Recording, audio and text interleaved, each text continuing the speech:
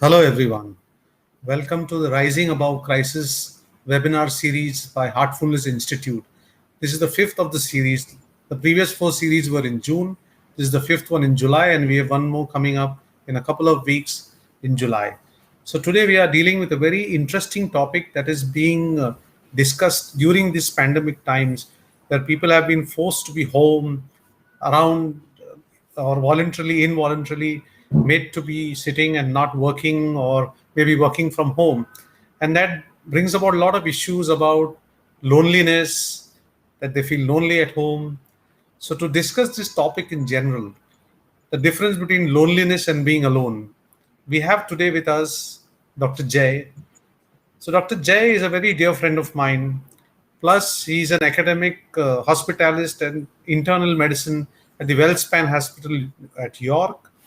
He's a avid researcher and he has published lots of articles and papers in international and national journals.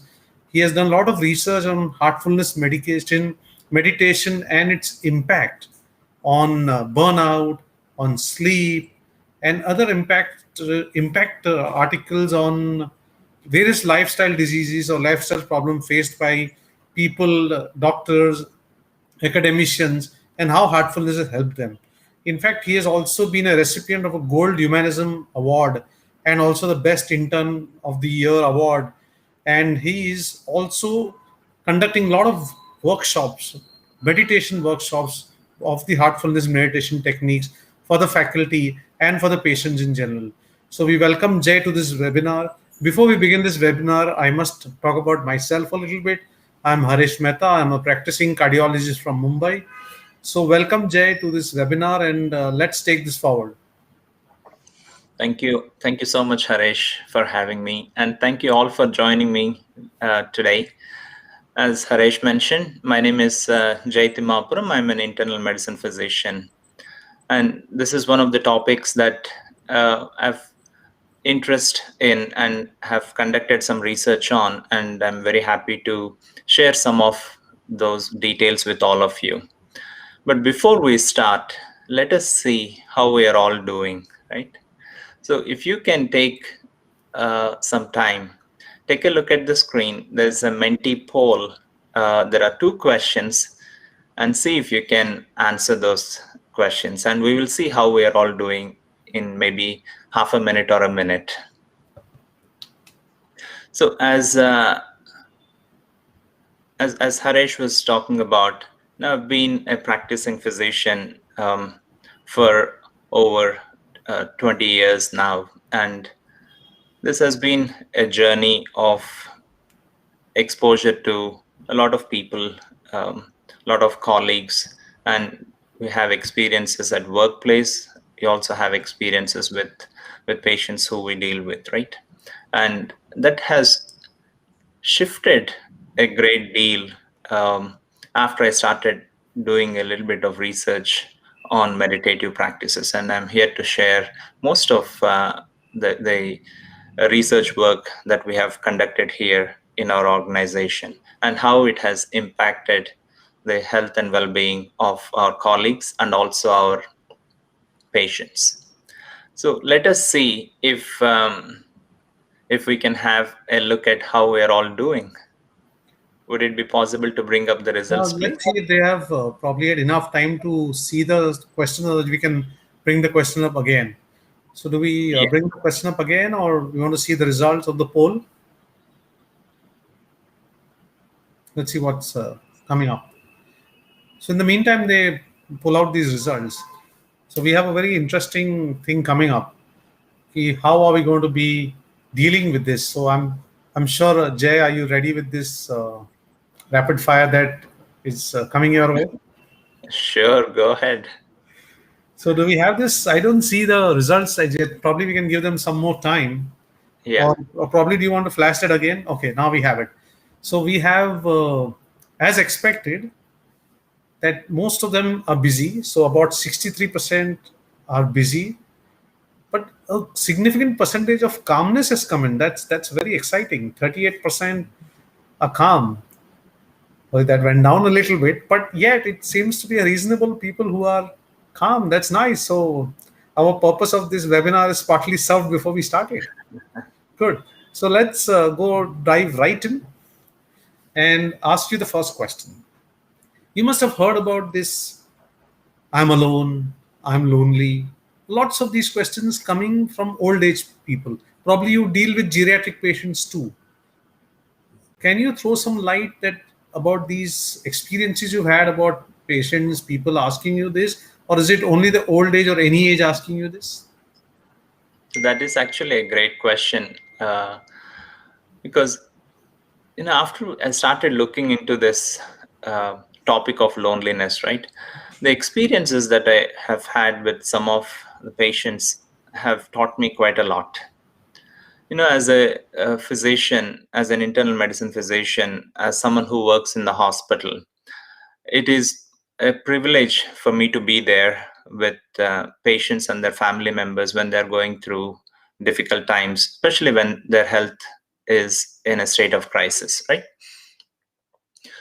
There was a patient who I wanted to share some of my experiences about with all of you. A young patient who came to the hospital. He was pretty sick, right? And was he had multiple medical problems, and when he came in, his kidneys were very badly damaged as well, to an extent that he required dialysis, right? And his um, condition was slowly improving. So I go to him and I said to him, you know what, I'm happy to share the news that your kidney numbers are improving. Your everything is pointing towards a good improvement. And I asked him if he wanted me to call or share this with any of his friends or family members. And he looked at me and said, no, don't worry about it, right? And he wanted to share something as I was standing next to him. And he again looked at me and said, never mind. So I just waited. And as I was waiting there for a little bit, he started opening up. He said, Doc, when I came to the hospital, I was very sick. I was in my apartments and I was on the floor. I passed out. And I do not even remember how long I passed out for. And no one came to even check on me. And if I had died today, I don't know if people would have found out. And I don't know if I had a funeral, how that would be, right? And he also said that, Doc, you know what?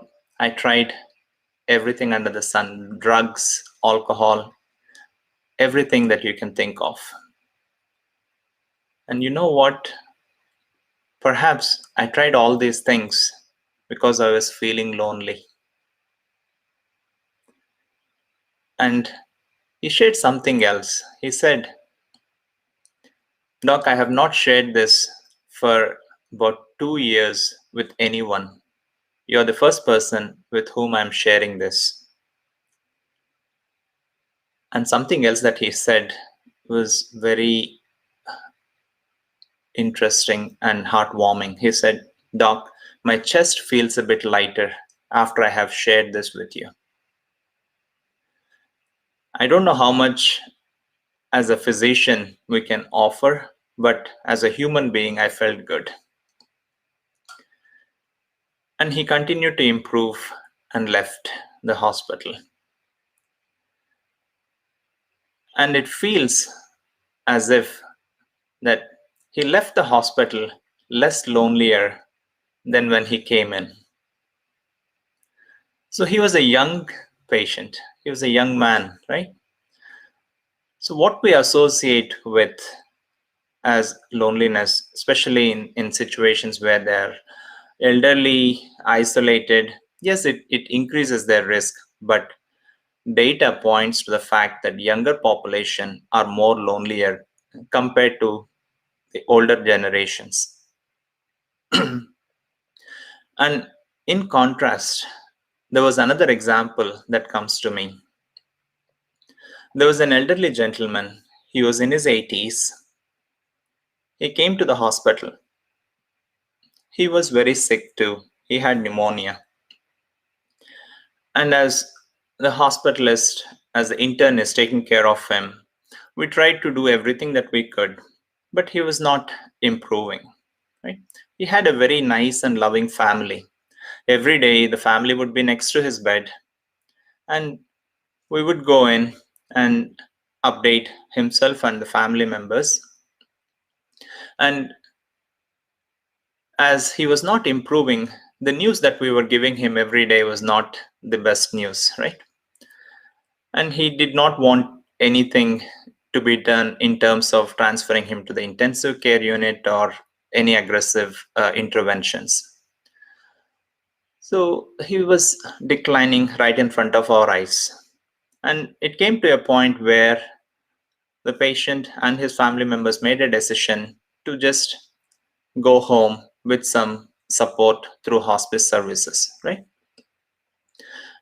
And as he was leaving the hospital, I wanted to go and spend some time with him and just see how he was doing, because every day we went to his bedside and talked to him.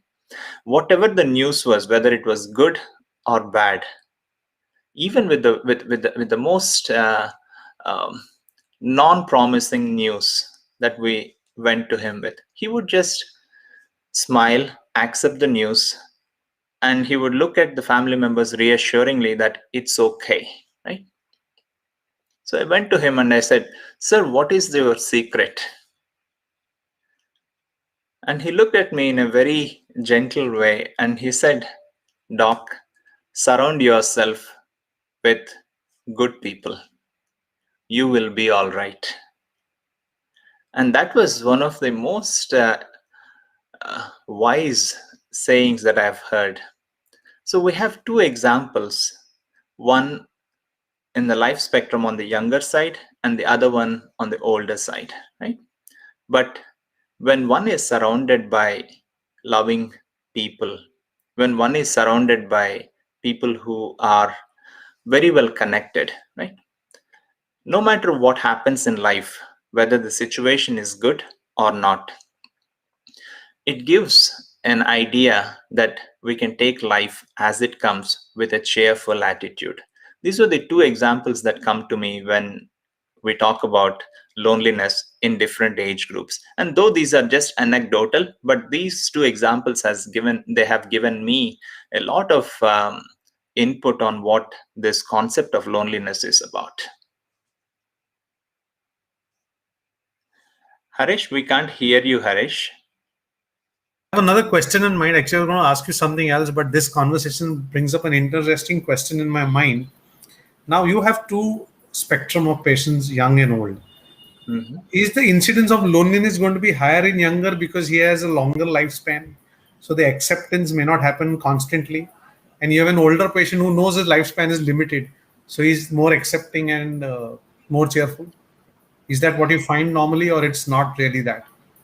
So we do not know the exact reasons, but the data points to the fact that the most loneliest generation, right, is our Generation Z compared to the older population. Right? Ah, that's what I'm That saying. it is very interesting. And uh, one of the reasons that we can think about is the not just the number of connections that we have, but also the meaningfulness of that connection and depth of that connection, right? And it is not about connecting with others in a digital way. It can also be related to not being able to be with people in person, where in the, in most situations when we are with people in person, right, that personal connection face to face has a different level of meaning compared to the connection with others that we have digitally. And that's one of the reasons why we have emojis, right? To express our emotions. We do not need emojis when we are physically in contact with people. because our facial expressions, our body language, everything conveys a lot more information than what we convey Right. on our text messages or our emails. Right. And sometimes when we send a text message or an email, the message that it conveys to the other person may not be the message that we want to convey. Right. And that is the reason why I believe these emojis came into picture. Okay. So good, you got up this digital thing on. I was going to ask you something about the digital media. So with the rapid influence of digitalization in our life and rapid use of it, especially during the pandemic times, so we are just a video call away from one another. Yet, why is loneliness rising, despite having such great connectivity? Right. That is actually a great question because I think we are at an age where we are connected with anyone and everyone at the same time, right? Just at our fingertips, we have the whole world, right? And there is social media, there is so much information that comes to us all the time. But it is the nature of that information and the nature of that connection that we have with others that is more important. And digital media and the digital connections, the social connections through electronics is not bad as long as it is deep and meaningful. What I feel is the superficiality of this connection is the most responsible one. And if it is superficial, it does not touch the hearts of individuals, right? And it perpetuates a feeling of dependency on the validation of others. When we post something on Facebook, we look for how many likes we have, right? It is almost like those likes feed our ego and nothing else. It is not about the number of views, it is not about the number of likes that we get. Do we have someone who we can share not just our accomplishments? Do we have someone who we can share our failures with? That is most important. Do we have someone who we can talk to about what is happening in our lives in a neutral way? We often try to post things that are going well in our lives. We do not post things that are not going well in our lives, right?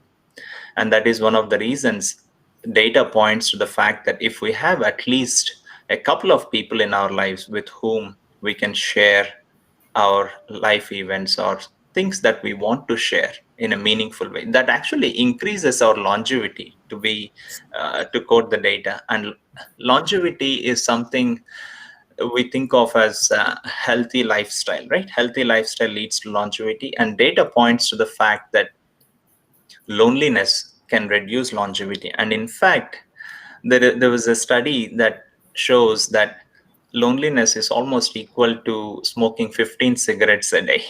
That was very interesting. It can reduce our lifespan to the extent that smoking 15 cigarettes a day can do.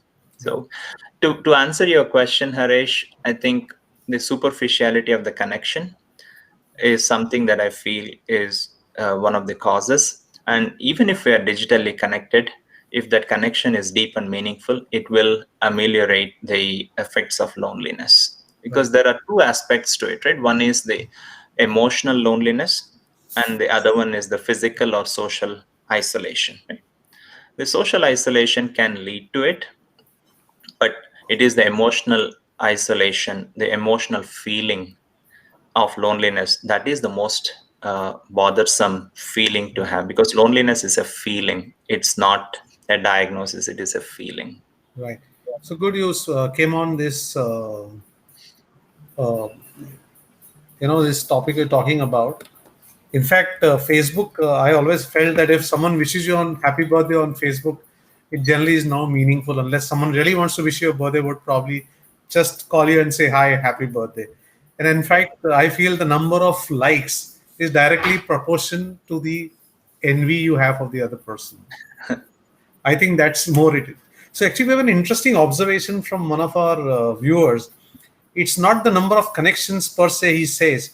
It's rather the quality of connection and personal touch that matters. That's exactly what we spoke about and what Jay spoke about.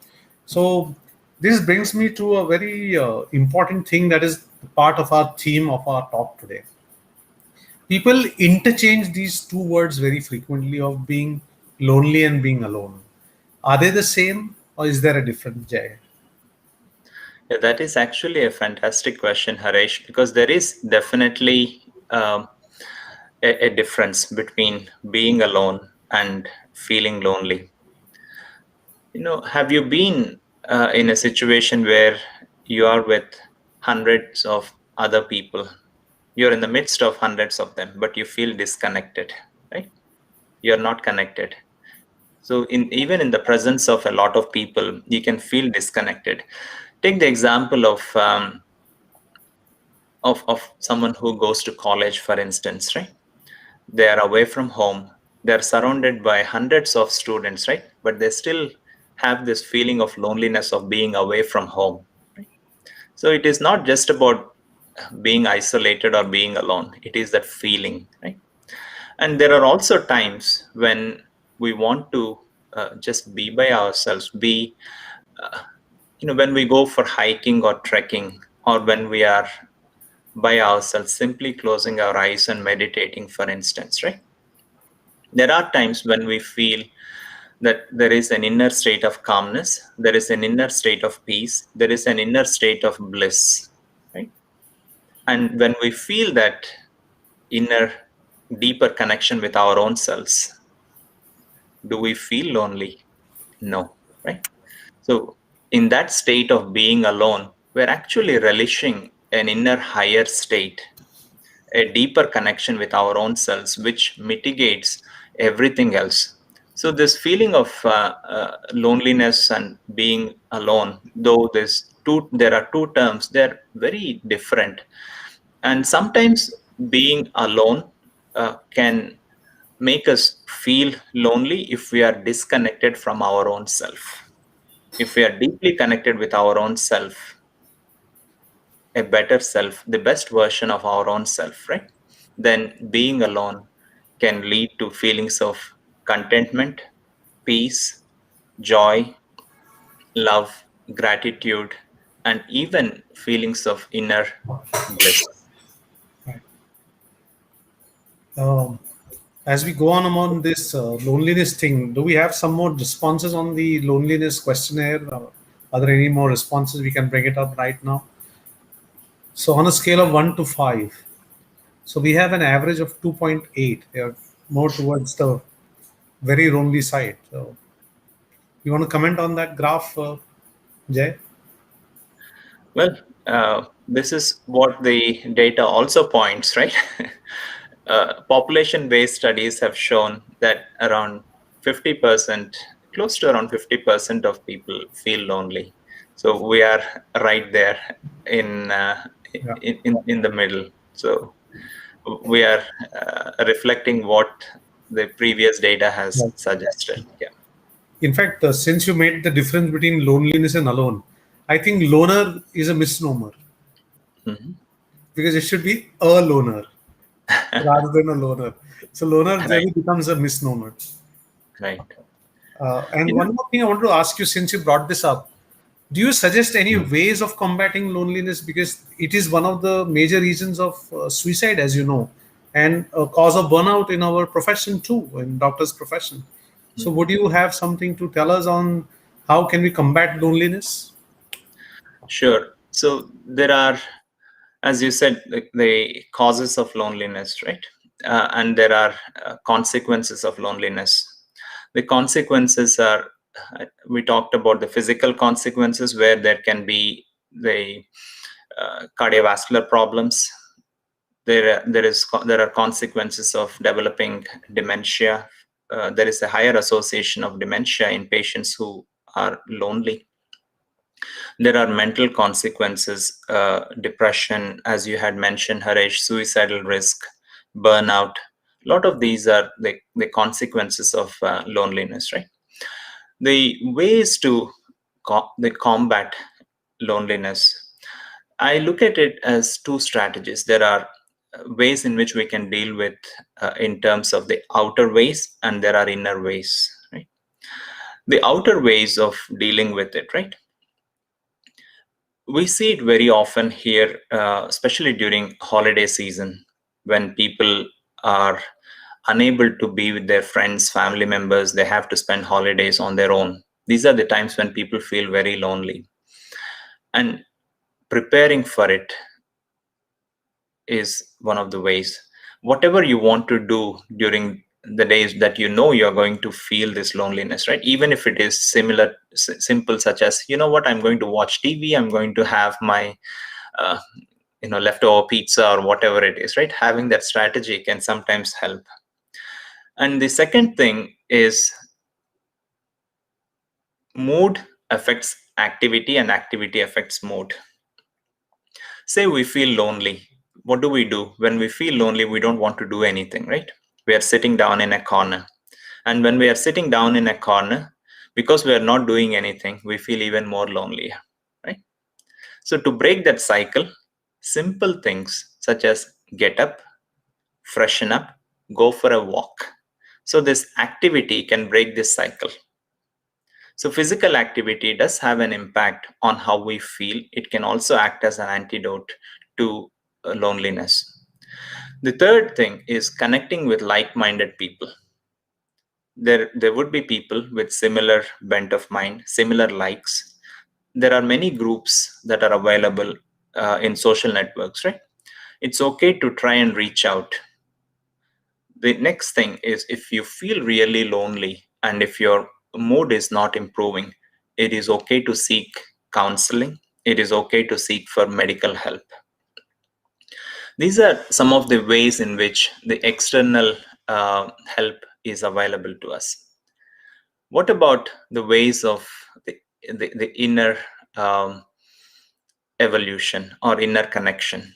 Meditative practices such as heartfulness has, at least from a research point of view, have shown that we can improve loneliness, right? Now, how not to feel lonely?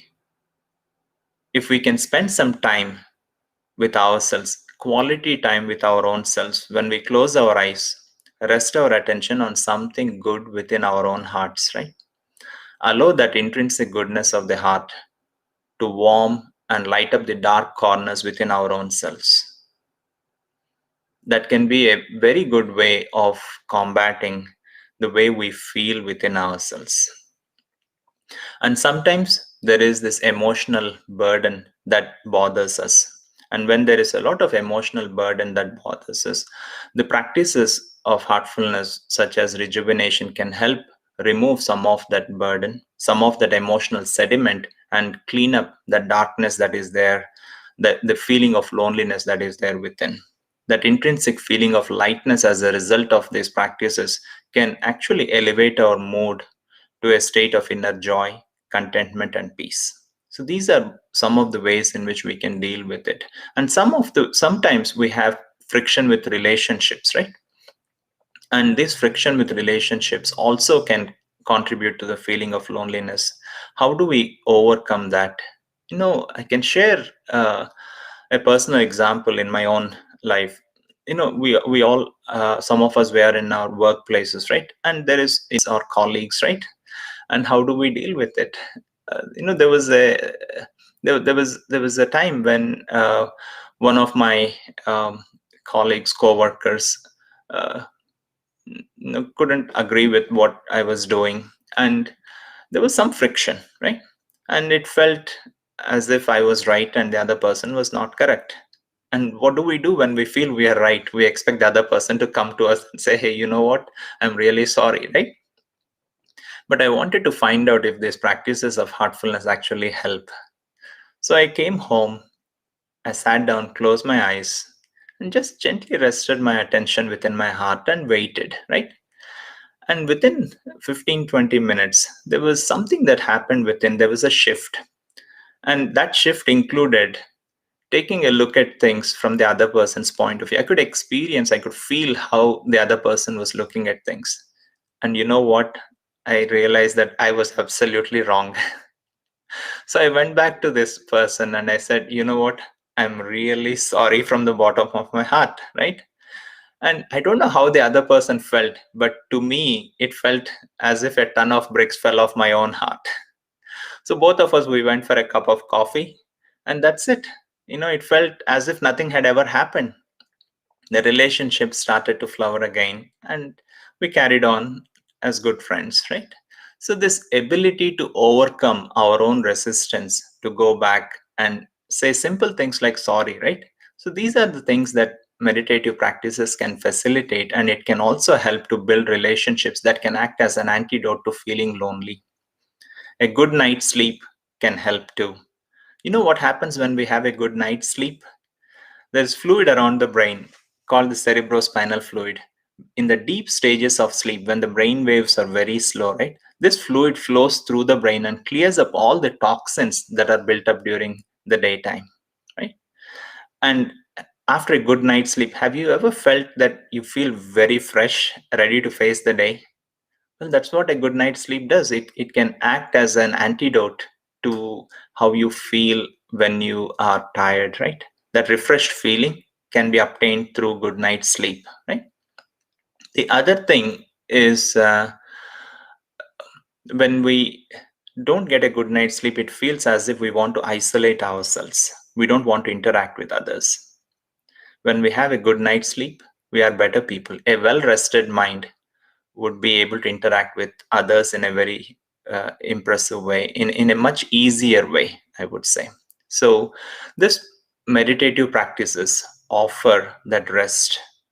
The heartfulness meditation practice that I have been familiar with for some time, and the research that we have done, have shown that heartfulness improves loneliness in physicians and healthcare professionals, such as advanced practice providers.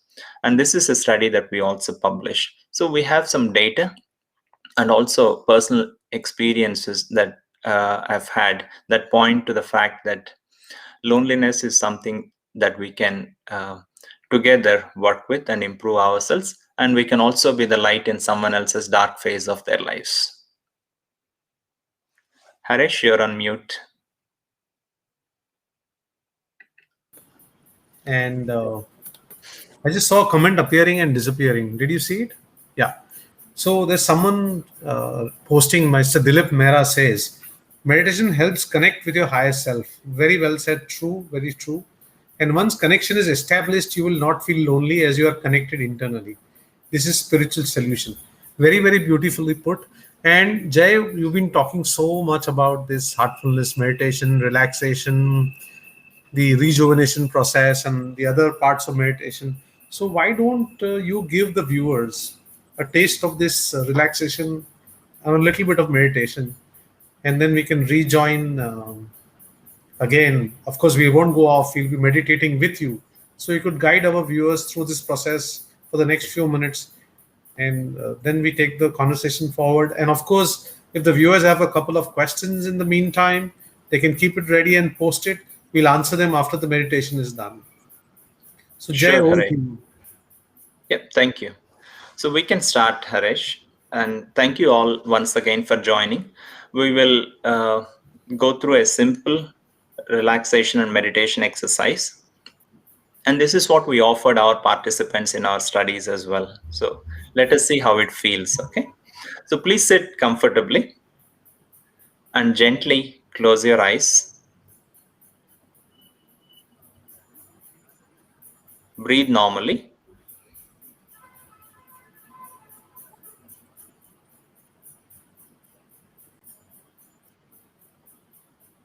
Very slowly, move your attention to your toes. You may wiggle them a little and allow your toes to relax.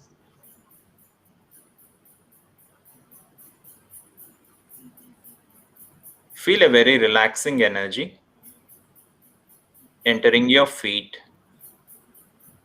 from the ground,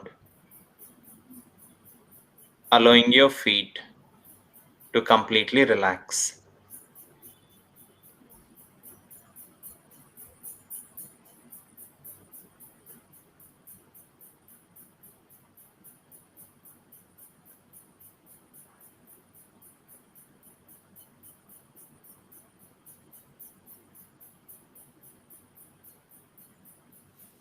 Let this energy slowly move up relaxing your ankles, your lower legs, the calf muscles,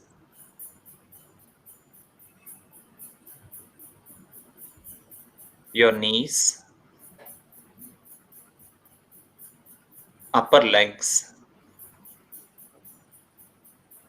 and your hips.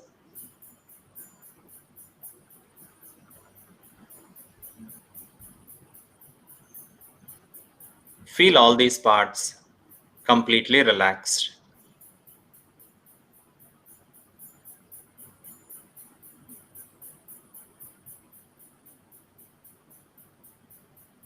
Let this energy slowly move up, relaxing your lower back and your upper back.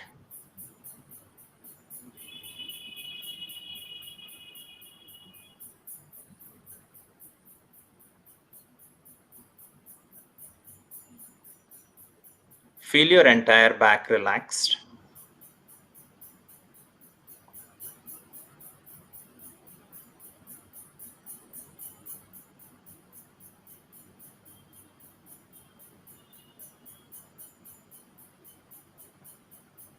Very slowly, move your attention to your abdominal area and allow all the muscles in there to relax.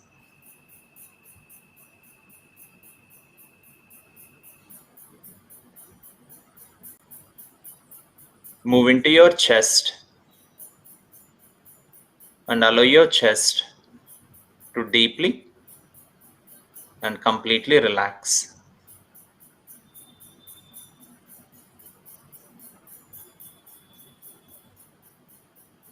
Move on to your shoulders. Feel them getting lighter as if they're melting away.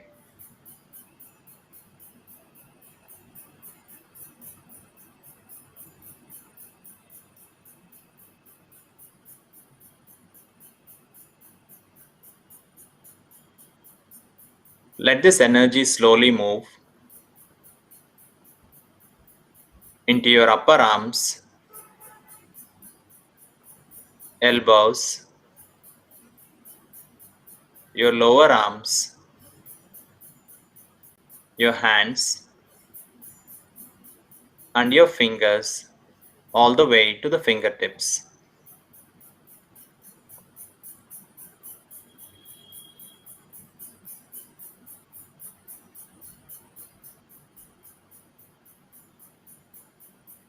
Slowly relax your neck. Gently loosen your jaw. Allow your chin to relax. Your lips and your eyes are very gently closed.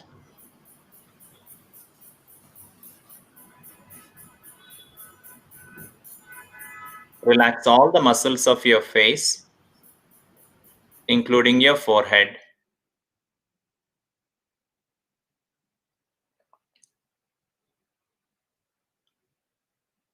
Gently move into your mind and allow your mind to deeply and completely relax.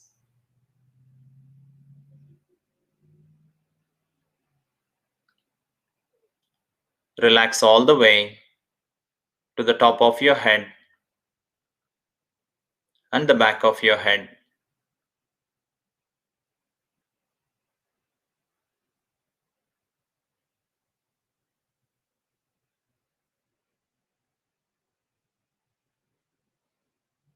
Gently scan your whole body from the top of your head to the tips of your toes and feel your entire body relaxed.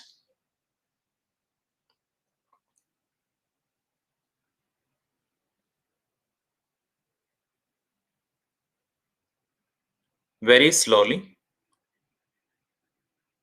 move into your heart and settle in there.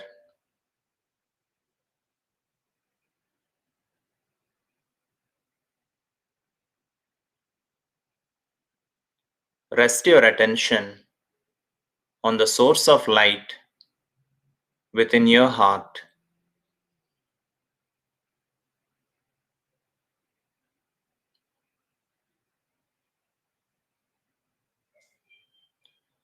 Do this in a very gentle and natural way.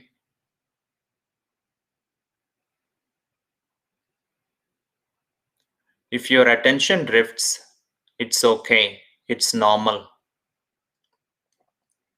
Gently keep bringing it back to your heart and feel as if the source of light within is attracting your attention inwards,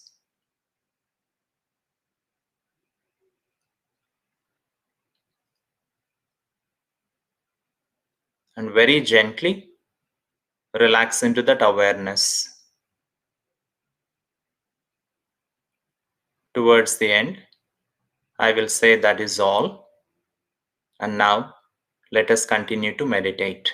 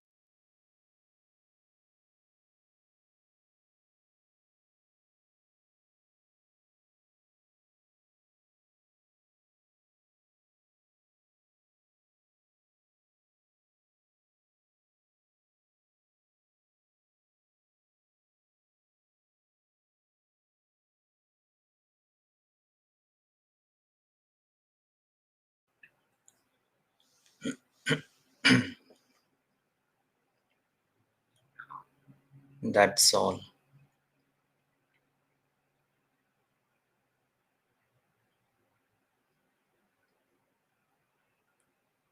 You may slowly come back to the present moment.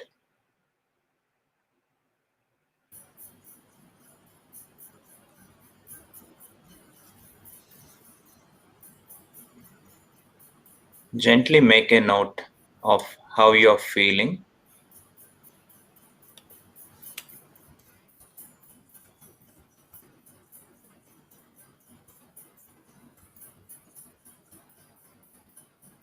And you may very slowly open your eyes.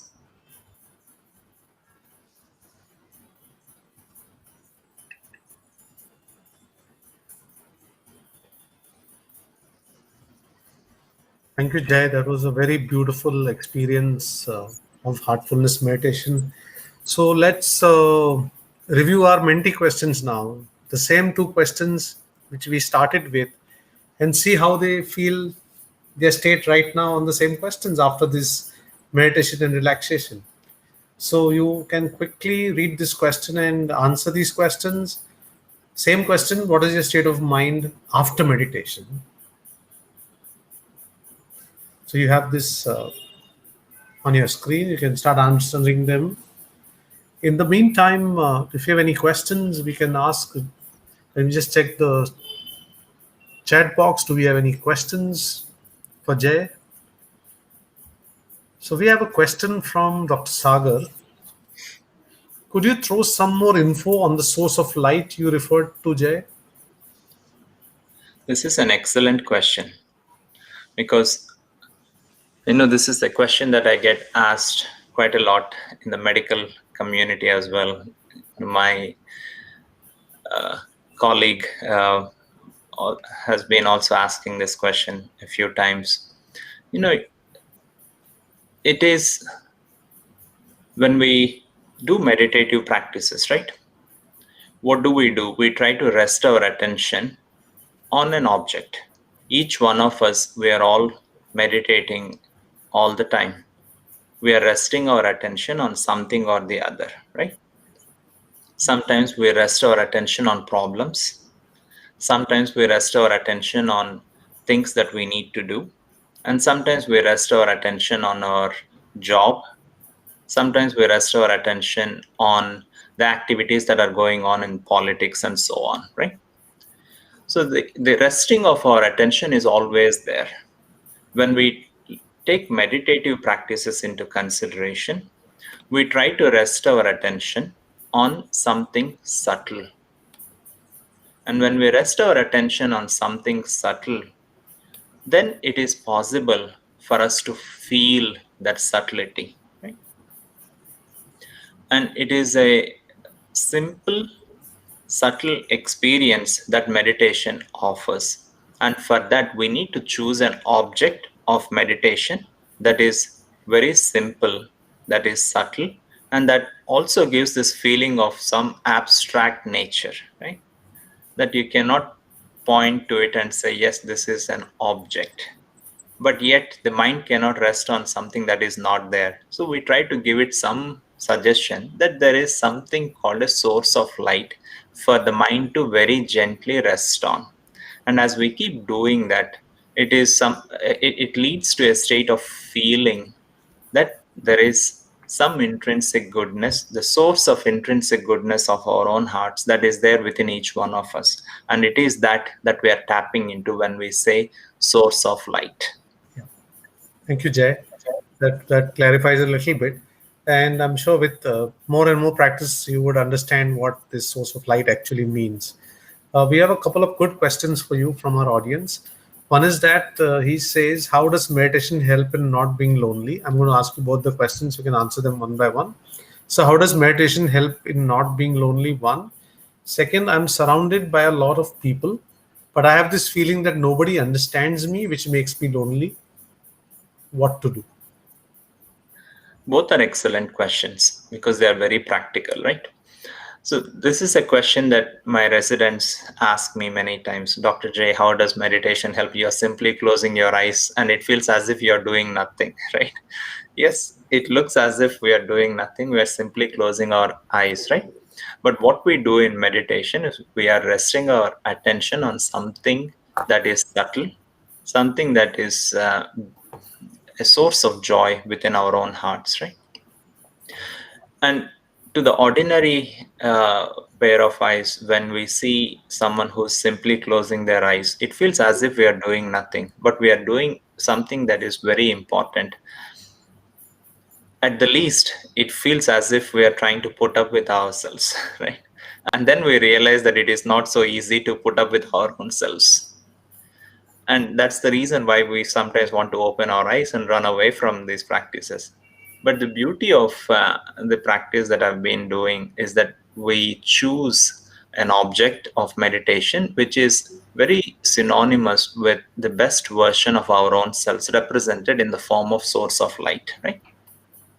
And as we keep doing that on a regular basis, there is a change of inner landscape and it becomes more acceptable. And when it becomes more acceptable, we become comfortable with our own selves. As we become comfortable with ourselves to begin with, we become comfortable with others, and for others to be comfortable with us, it becomes a little easier. So it almost offers the solution even to the other problem as well, where we are surrounded by people and it feels as if no one is understanding me, right?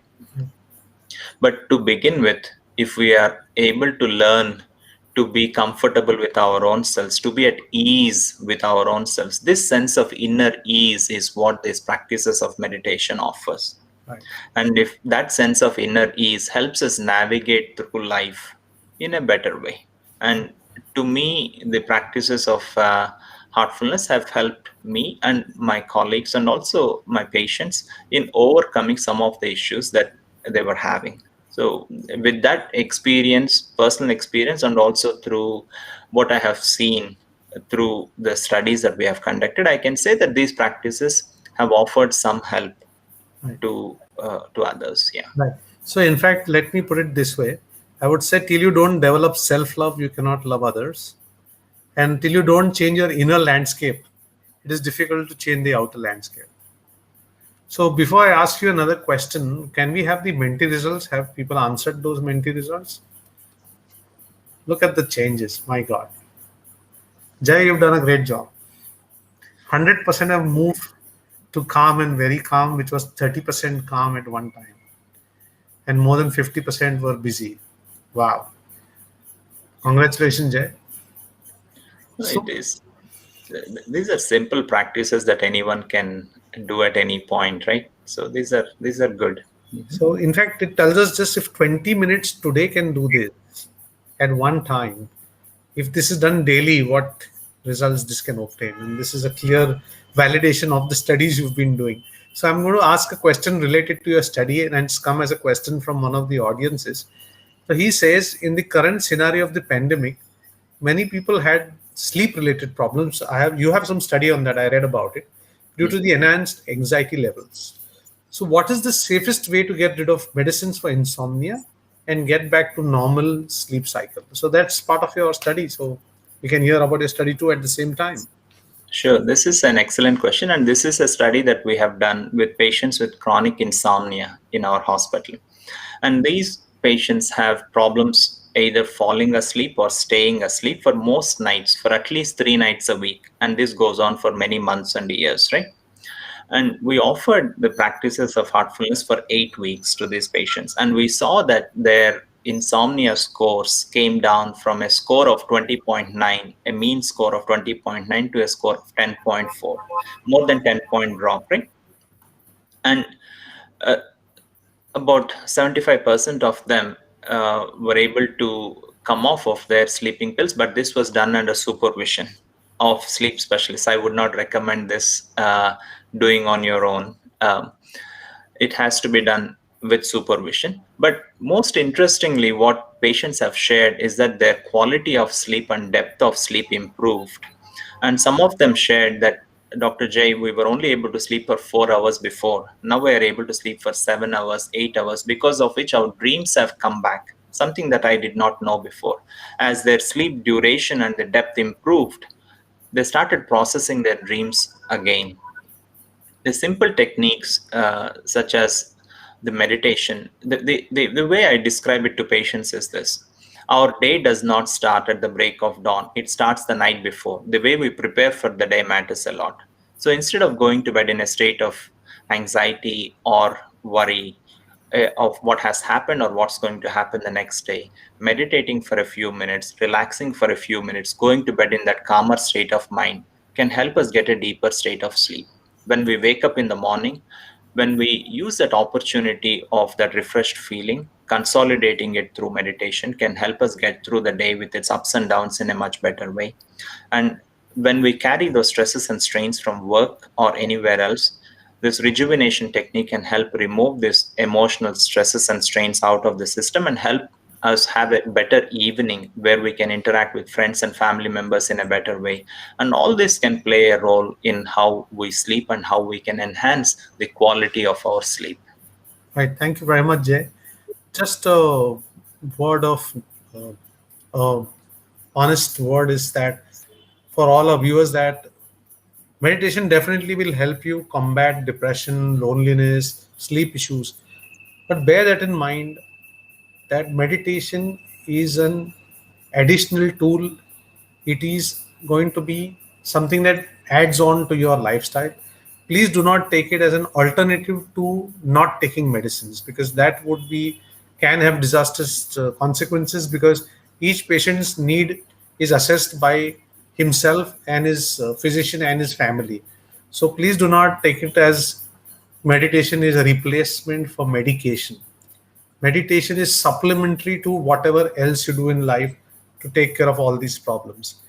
Jay, since we are running out of time, I would take this opportunity to thank you once again for sparing your time with us and enlightening our viewers about how loneliness can be combated, how burnout, how depression can be combated with these practices of heartfulness. And also, continuing this series, we probably will have another session in July, and that's going to be an experiential workshop that is building deep connections at work by Mr. Anil Kumar. He's the founder and CEO of Samunati, on the 30th of July, same time, 7:30 p.m. to 8:30 p.m. And I'm sorry that we could not probably take all your questions, but if you have any more questions, you could write into us or post it on the chat, and we will try to personally send you on your emails if you send your emails with your questions. And looking forward to seeing you all again in a couple of weeks. Thank you, Jay. Thank you all. Thank you all once again for joining, and thank you, Harish. Okay, bye bye.